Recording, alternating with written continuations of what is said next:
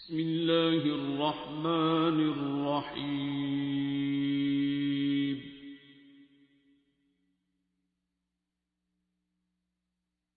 अर्रहमान।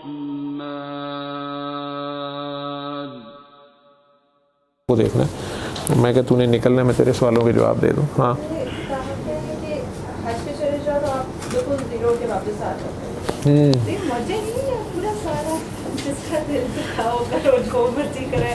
जिनके पास पैसा होता है, मैं ऐसे लोगों को जानती हूँ, जैसे जाते हैं हज करते। ये बेटा, ये तो अपना एक ढकोसले है ना, ये तो कुछ लोगों की अपनी कहने की बातें हैं, ठीक है। अल्लाह की आंखों में तो धूल नहीं झोंकी जा सकती। आप मुझे ये बता दें कि मैंने आपका दिल दुखाया, आपसे ज़्यादती की है, आपका कैरियर तबाह कर दिया या आपकी लाइफ डिस्टर्ब कर दी है, और मैं इतना अमीर हूँ कि मैं पूरा रमज़ान खाना काबा के में बैठ के और तवाफ़ करके और उम्रे कर सकता हूँ, और फिर या मेरे वहाँ इतने ताल्लुकात हैं बादशाह सलामत से कि मैं खाना काबा के अंदर जो है वो पूरे महीने का एतकाफ़ काट सकता हूँ। तो आपने मुझे माफ़ नहीं किया, आप लाहौर बैठी हुई हैं, तो आपका ख्याल है अल्लाह माफ़ कर देगा मुझे? मैं किन चक्करों में ये कर रहा हूँ? अगर मैं ये कर रहा हूँ कि मेरा फ़लाना काम हो जाए, मैं भी कहीं ना कहीं से पकड़ा जाऊँगा ना। आपकी आह पड़ जाएगी मुझे, जब आपकी आह पड़ जाएगी, मेरे ये पता ही नहीं है कि मुझे आपकी ने पकड़ा हुआ है, और मैं जाके अल्लाह मियाँ से आई एम सॉरी करी जा रहा हूँ। अल्लाह मियाँ के पास तो फ़ाइल ही नहीं है, मेरी फ़ाइल तो आपके पास पड़ी हुई है, ठीक है। तो अल्लाह मियाँ कहाँ से छोड़ देंगे? अल्लाह मियाँ कभी भी नहीं छोड़ेंगे। अल्लाह मियाँ तो चुप करके बैठे रहेंगे कि मैंने, अल्लाह मियाँ तो सारी बात बता दी है ना। कुरान 1400 साल पहले आ गया, अब उसमें बात हर चीज़ खोल खोल के बयान की है, नबी करीम सल्लल्लाहु अलैहि वसल्लम ने की है। उसके बाद ये जो मजहबी बातें हैं कि जी बस आप उम्रा कर रहे हैं तो आप पाक हो जाएंगे, ठीक है। हकूक़ अल्लाह माफ़ कर सकते हैं, हुकूक़ुल इबाद तो आप लोगों ने माफ़ करने, वो बंदे ही नहीं माफ़ कर रहे। अल्लाह मियाँ को तो कोई ज़रूरत नहीं है किसी दूसरे के काम का अल्लाह, इसीलिए तो मैं कह रहा हूँ कि अगर आप हुकूक़ुल इबाद में माफ़ी दे देती हैं तो अल्लाह ज़रूर नवाजेगा आपको कि इसने मेरी मखलूक का ये ख्याल किया। अगर आप लोग पढ़ते हैं या का नाबुदु व या का नस्तईन इहदिनस सिरातल मुस्तकीम, वो सिरात मुस्तकीम क्या है? वो कुरान में जगह जगह उसके बारे में बताया गया है। आई थिंक सूरह इनाम की 150, 151, 152, 153 आयत हैं ये शायद। उसमें जाके देखना 10-12 चीज़ें हैं उसने बताई हैं, लफ्ज़ इस्तेमाल किया है, हाज़ा सिरात मुस्तकीम, ठीक है। अब उसमें जाके देख लेना, उसमें कहीं भी नहीं लिखा हुआ कि 600 उम्रे करना, 400 हज करना, इतने 100 कुरान ख़त्म करना, ठीक है। आप उसको पढ़ लें। मैं हालांकि इस तरह बात नहीं है, बात इससे भी आगे है, लेकिन प्राइमरी लेवल पे अगर आपने समझनी है तो सीधी अगर बात समझनी है प्राइमरी, तो उसमें मैं 10 के 10 आपको 10 बातें, मेन 10 हुक्म है, और आप उन्हें बता दीजिएगा कि उसमें से कौन सी बात जो है वो सिर्फ मक्के मदीने ही जाके हो सकती है। सिरात मुस्तकीम का ही रफड़ है ना सारा। सिरात मुस्तकीम है सिरातल लज़ीना अनअमत अलैहिम, जिन पे इनाम भी हुआ, इस बात पे हो चुका है, ठीक है, इस दुनिया में। तो अब ये रास्ता तो वो कहते हैं हाज़ा सिरात, लफ्ज़ है हाज़ा सिरात मुस्तकीमा। उलमा मेरे से बेहतर जानते हैं, मैं तो अपनी छोटी सी समझ के मुताबिक कह रहा हूँ ना। तो आप कहिए अपने गवाहों को लाओ जो इस बात पर शहादत दें कि अल्लाह ने इन चीज़ों को हराम कर दिया है। फिर अगर हाँ, पहले उससे पहले आप कहिए कि बस पूरी हुज्जत अल्लाह ही की है। फिर अगर वो चाहता तो तुम सबको राह रास्त पर ले आता, अगर वो चाहता। वो क्यों नहीं चाह रहा, ये नहीं कि वो जालिम है, उसे दिलों का हाल पता होता है कि कौन चाह रहा है और कौन नहीं चाह रहा है, ठीक है। मुनाफिक के नसीबे में हिदायत नहीं है, जो ऊपर से फ्रॉड कर रहा है अंदर से कुछ और कर रहा है। तो आप कहिए कि अपने गवाहों को लाओ जो इस बात पर गवाही दें कि अल्लाह ने इन चीज़ों को हराम किया है। फिर अगर वो गवाही दे दें तो आप उसकी शहादत ना दीजिएगा, और ऐसे लोगों के बातिल ख्यालात का इत्बा मत किया कीजिए जो हमारी आयतों की तकज़ीब करते हैं। खुद ही अल्लाह की आयतें, अभी आयतें आ चुकी हैं ना, तो इनसे ऑपोजिट अगर आप चल रहे हैं लेकिन ऊपर से कह रहे हैं कि इसका ये मतलब है वो, तो फिर जो मर्ज़ी करें आप। और वो जो आखिरत पर ईमान नहीं रखते और अपने रब के बराबर दूसरों को ठहराते हैं, शिरक की भी बात हो रही है, लेकिन ये आखिरत पर ईमान रखने की मतलब है। जिस बंदे को पकड़े जाने का डर नहीं है वही बदमाशी कर रहा है ना। तो जिसको पता है कि अल्लाह ने पकड़ लेना है एक दिन, उससे तो नहीं होगा कुछ। तो वो वैसे कहना हाँ मैं मानता हूँ क़यामत को। तो अब आप कहिए कि आओ मैं तुमको वो चीज़ें सुना देता हूँ पढ़ के जिनकी मुखालफत को तुम्हारे रब ने तुम पर हराम फरमा दिया है वो ये है कि अल्लाह के ज़ात किसी चीज़ को शरीक मत ठहराओ, शिरक नंबर 1। नंबर 2 क्या है, और माँ बाप के साथ एहसान करो, ठीक है, माँ बाप के साथ अदल नहीं, एहसान करो। अब माँ बाप, आपके माँ बाप भी हैं, आपके सास ससुर भी हैं, और कोई भी माँ बाप बड़े हैं, ठीक है, उस्ताद भी माँ बाप की तरह होता है। और अपनी औलाद को भूख के डर से कत्ल मत करना, खामखा अबॉर्शन इस चक्कर में भी ना कर देना, ठीक है, या वैसे बच्चों को कत्ल ना कर देना। हम तुमको और उनको रिस्क देने वाले हैं, अच्छा, और बेहयाई के जितने भी तरीके हैं उनके पास भी ना जाना।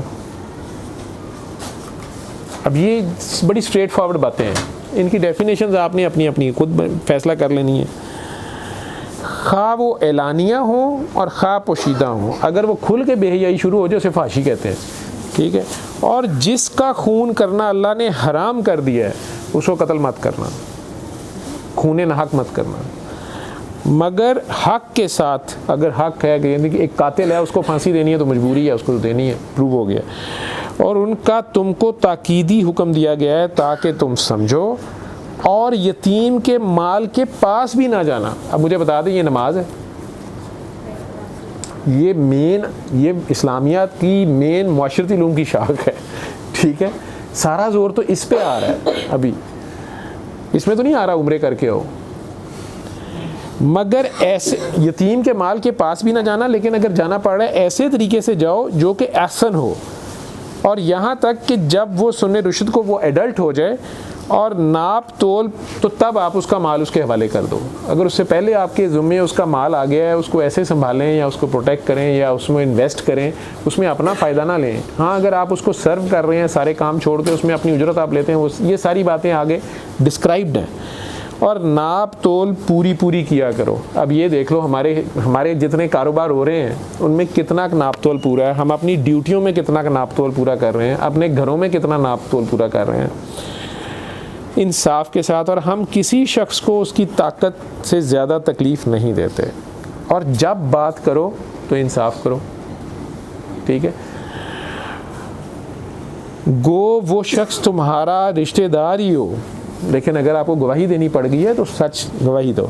और अल्लाह से जो अहद किया हुआ है उसको पूरा करो। अब ये कौन सा अहद किया हुआ है? असल चीज़ तो ये है, वो कहता है ये मेरे से वादा किया हुआ और भूले हुए हैं, ये मेरे से वादा किया हुआ और भूले हुए हैं। तो जो अल्लाह से अहद किया उसको पूरा करो। इन सब का अल्लाह ने आपको ताकीदी हुक्म दे दिया है। ताकीदी होता है यानी बार बार रिपीट करना, कि ये बहुत इंपॉर्टेंट चीज़ें हैं ताकि तुम लोगों को याद रहें। और ये कि हाज़ा सिरात मुस्तकीमा, और ये कि ये है मेरा सीधा रास्ता दीन का जो मुस्तकीम है, सो इस राह पर चलो। और दूसरी इसके अलावा राहें, अब इसको सारों को उल्टा कर लो तो वो इंटायरली इससे ऑपोजिट है।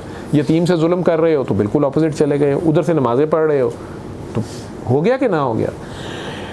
तो वो राहें तुमको अल्लाह की राह से जुदा कर देंगी। और इसका तुमको अल्लाह ताला ने ताकीदी हुक्म दिया है ताकि तुम परहेज़गारी इख्तियार करो। इस सारे को वैसे उसने एक लाइन में सूरह इंसान में डिफ़ाइन कर दिया है कि बेशक इंसान के ऊपर, पहली 3 आयतें हैं, बेशक इंसान के ऊपर एक ऐसा वक्त गुजरा है जो काबिल ज़िक्र भी नहीं है, शर्म आती है, हया आती है बात करते हुए। इसे मिले जुले नुतफ़े से पैदा हो गया, उसके बाद इसकी हड्डियाँ गोश्त पोश सीधा किया। बेबी पैदा भी हो जाए ना तो वो खड़ा नहीं हो सकता, आप एज ए डॉक्टर भी जानते हो, एज ए माँ भी जानते हो, उसकी अभी हड्डियाँ नहीं सीधी होती, ठीक। 12-14 साल की एज में आके हड्डियाँ सारी जुड़ती हैं, सीधा प्रॉपर स्ट्रक्चर तैयार होता है, और फिर उसे देखने सुनने वाला बनाया।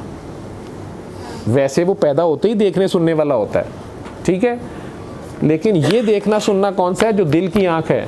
अब उसको सेंस है सारी, उसके पास एनालिसिस की सारी एबिलिटी है जब वो एडल्ट हो गया, ठीक है।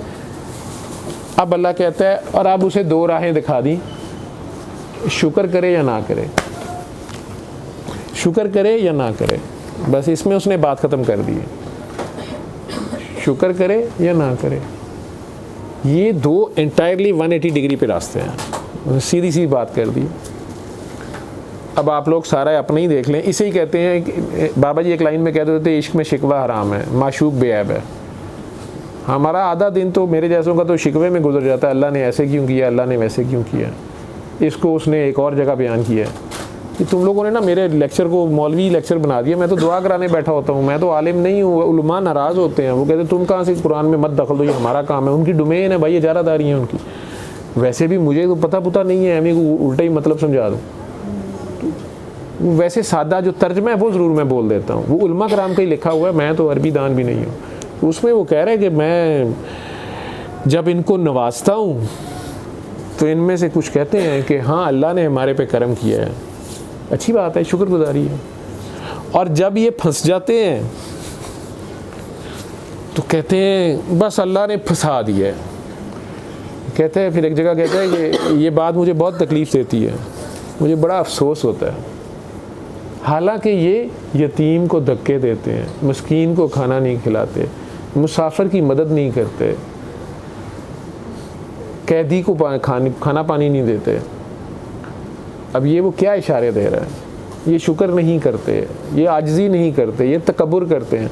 तो इन चीज़ों से ये फंस जाते हैं, ये खुद फंसे होते हैं। जो इन्हें लॉज बताए होते हैं, रेड लाइट पे नहीं क्रॉस करना, ये खुद कर लेते हैं, रेड लाइट क्रॉस कर लेते हैं, ठीक है। और उसके बाद जब एक्सीडेंट हो जाता है तो कहते हैं बस अल्लाह नहीं कर दिया जी, हाय अल्लाह ये क्या कर दिया है। तो मैं नहीं कर रहा, उसके जो लॉज हैं वो नहीं चेंज करता किसी के लिए, ठीक है, वो लॉज नहीं चेंज करेगा। जब उसने बता दिया है, फिर उसके बाद बेहतर है कि बेहतरीन ज़िंदगी यही है कि हर वक्त थैंकफुल रहो, उसका हर हाल में जितना शुक्रिया अदा कर सकते हो। फिर भी नहीं हो सकता, एक एक सांस का हिसाब देना है, ठीक है। वो तस्बीहां मैं पढ़ता रहूं लेकिन मखलूक खुदा का जो हक़ है वो अदा ना करूं, तो फिर बेटा मैं डॉक्टर हूं, पेशेंट मेरा मर रहा हो और मैं नमाज़ें पढ़ता रहूं, ठीक है, नहीं जी मेरी नमाज बड़ी ज़रूरी है, तो वो तो लोग नहीं छोड़ेंगे मुझे।